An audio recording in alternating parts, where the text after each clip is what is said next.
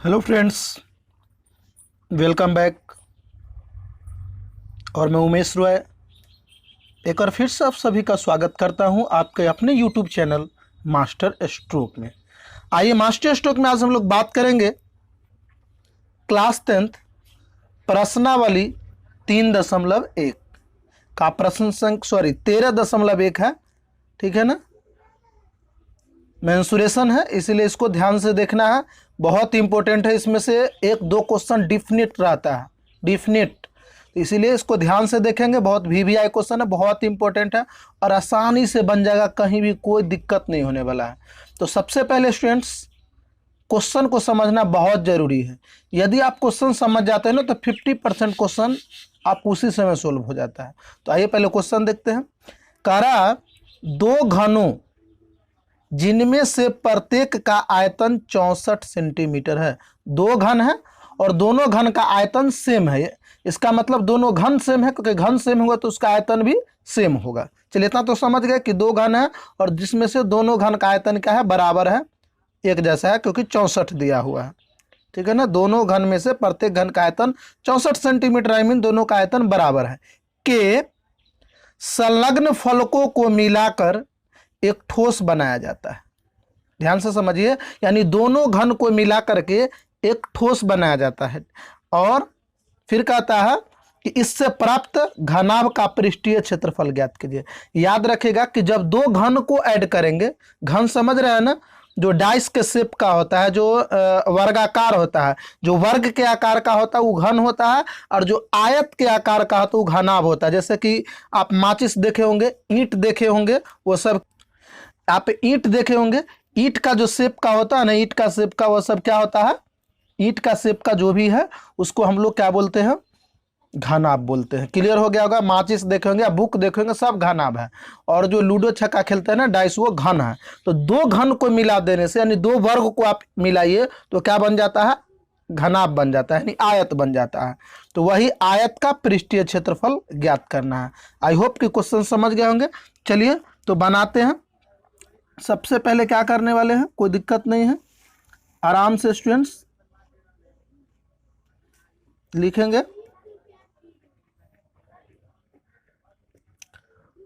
माना कि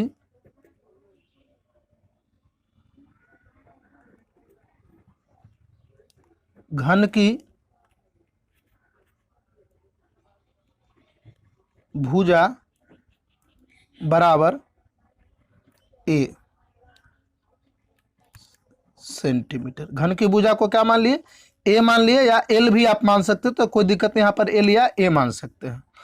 तो इसीलिए ए क्यू, यानी कि घन का आयतन का फॉर्मूला होता है, घन का आयतन का फॉर्मूला होता है भुजा क्यू। ठीक है ना, तो हम भुजा क्या लिए हैं, ए, तो ए क्यू करेंगे तो घन का आयतन निकल जाएगा। और आपको पता है कि घन का आयतन देखिए, यहाँ पर प्रत्येक घन जो है उसका आयतन क्या है, 64 दिया हुआ है। तो यहाँ पर लिख देंगे बराबर 64। कोई दिक्कत है स्टूडेंट? एक बार फिर से समझिए कि घन की भुजा को हमने ए माना है, तो घन के आयतन का फॉर्मूला होता है भुजा क्यू। तो भुजा हमने ए माने हैं तो ए क्यू, तो ये आयतन होगा, और आयतन ऑलरेडी दिया हुआ कितना, 64। इसीलिए यहाँ पर फिर हम लिख सकते हैं ए बराबर, यहाँ से ये क्यूब हटेगा तो इसमें परिवर्तित हो जाएगा। यहाँ पर जो है इसमें जो है करनी के अंदर करनी घात जो है वह 3 है, और इसमें क्या है, 64। तो आप लोग घनमूल बनाए होंगे, इसीलिए ए बराबर इससे क्या निकल कर आ जाएगा, 4 सेंटीमीटर आ जाएगा ना। कैसे आएगा, क्योंकि अगर आप मान के चलिए इसको ब्रैकेट में बताते हैं कि रूट अंदर 64 है ना, तो इसको आप लिख सकते थे कि 4 गुने 4 गुने 4, 4 चौके 16, 16 चौके 64, और यहाँ पे 3 है, यानी 3 नंबर मिलाकर एक पेयर बनता है, उसमें से एक बाहर आता है। घनमूल का आप लोग बनाए होंगे, ठीक है ना। तो इसीलिए 64 का घनमूल क्या निकल के आ गया, 4 निकल के आ गया। चलिए अब घन की भुजा जान गए। अब देखिए इसमें कह रहा है कि दोनों घन के संलग्न फलकों को मिलाकर एक ठोस बनाया जाता है। तो लिखेंगे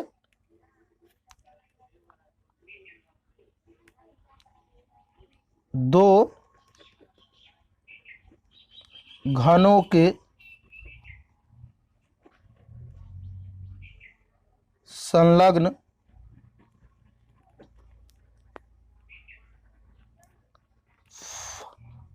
फलकों को मिलाने पर एक घनाभ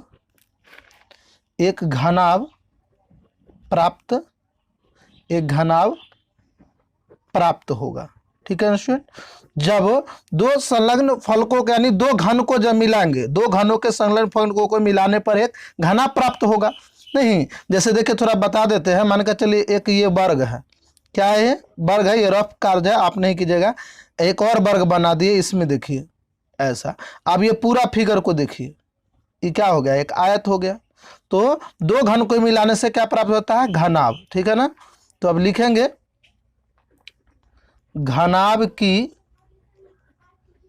लंबाई एल बराबर, लंबाई को एल से रिप्रेजेंट करते हैं, लेंथ बराबर क्या हो जाएगा। तब देखिए ये घन कितना का था, पहला घन 4 का और एक और घन को मिला है 4 का। तो यहाँ से यहाँ तक की लंबाई क्या होगा, तो दोनों को जोड़ देंगे तो 4 और 4 कितना हो जाएगा, 8। यानी कि 4 + 4 बराबर क्या हो जाएगा, 8 सेंटीमीटर। समझा दिया ना। क्योंकि जब दो घन को यानी दो आप बुक को मिलाइए, ठीक है ना, या कोई भी चीज दो को मिलाएगा तो अगर सेम बुक है तो उसकी केवल लंबाई बढ़ेगा, चौड़ाई और ऊंचाई नहीं बढ़ेगा। देखिए जब ये दो घन को मिलाए तो ये खाली लंबाई बढ़ गया 4 और 4 8, लेकिन इसकी ऊंचाई वही रहेगा, चौड़ाई वही रहेगा, चौड़ाई वही रहने वाला है, वो कभी नहीं बदलने वाला है।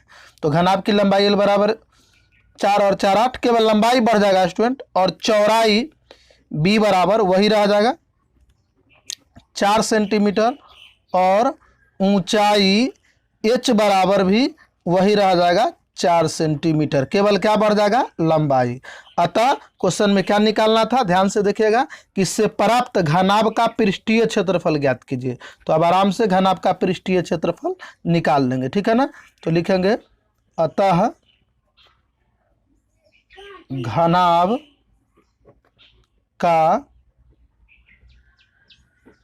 पृष्ठीय क्षेत्रफल बराबर फॉर्मूला होता है, याद रखेंगे, घनाभ का पृष्ठीय क्षेत्रफल का फॉर्मूला होता है 2 × LB + BH + HL। इसको याद रखेंगे। यानी घनाभ की कुल पृष्ठ का क्षेत्रफल या घनाभ का पृष्ठीय क्षेत्रफल कहिए, उसका फॉर्मूला होता है स्टूडेंट 2 × लंबाई प्लस चौड़ाई गुने ऊंचाई।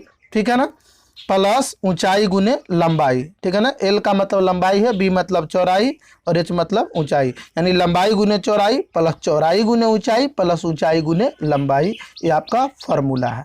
अब देखिए यहाँ पर एल का भी वैल्यू पता है 8 सेंटीमीटर, बी का भी वैल्यू पता है 4 सेंटीमीटर, और एच का भी वैल्यू पता है 4 सेंटीमीटर। अब सिंपली एल, बी और एच का वैल्यू यहाँ पे पुट कर देंगे। तो यहाँ से बराबर क्या हो जाएगा, 2 × लंबाई यानी कि 8 गुने चौड़ाई। देखिए यहाँ पे बी कितना है, 4 है, प्लस फिर से बी है तो 4 गुने ऊंचाई कितना है, एच भी 4 है, प्लस फिर से ऊंचाई एच है तो 4 है, और गुने एल है यानी कि लंबाई, तो लंबाई कितना है, 8 है।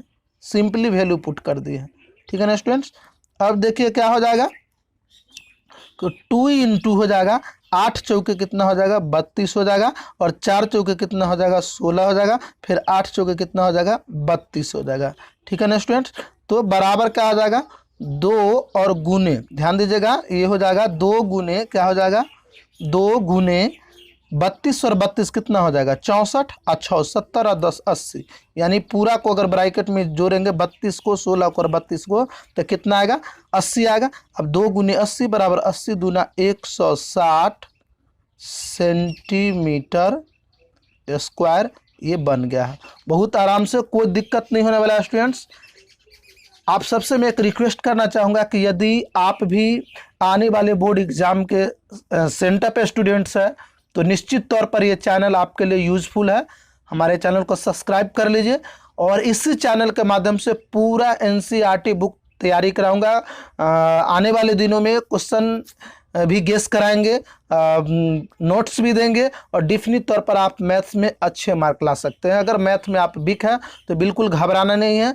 वैसे स्टूडेंट्स के लिए चैनल बनाया गया है जो मैथ नहीं समझते हैं, जो मैथ में वीक है, तो डेफिनिट तौर पर हमारे चैनल को सब्सक्राइब कर लीजिए और बेल आइकन को भी दबा लीजिए ताकि जब भी मैं वीडियो अपलोड करूं तो उसका नोटिफिकेशन आपके मिलता रहे।